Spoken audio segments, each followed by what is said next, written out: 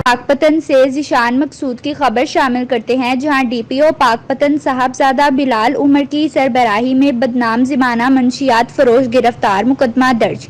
तफसीलात के मुताबिक एसएचओ थाना कबूला आबिद हुसैन ढड्डी राना निसार अहमद एएसआई ने अपनी टीम के हमरा कार्रवाई करते हुए बदनाम ज़माना मंशियात फरोश गिरफ्तार। कबूला पुलिस ने छापा मारकर मुलजिम सुधेर अहमद वल्द अब्दुल हमीद कौम अंसारी उर्फ सुधेरा पावली सिकना वार्ड नंबर 7 कबूला से 28 लीटर शराब बरामद करके मुकदमा दर्ज कर लिया। एसएचओ कबूला थाना आबिद हुसैन ने जहां न्यूज नुमाइंदगान को बताया कि जराइम पेशा अनासिर किसी रायत के मुस्तहिक नहीं है।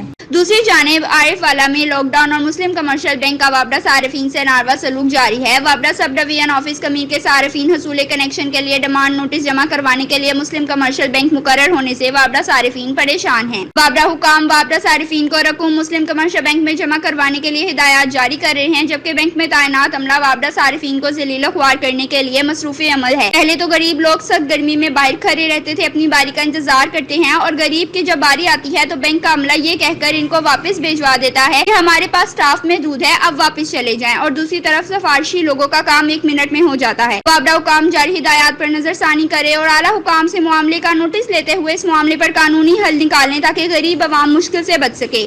शहरियों का मुतालबा।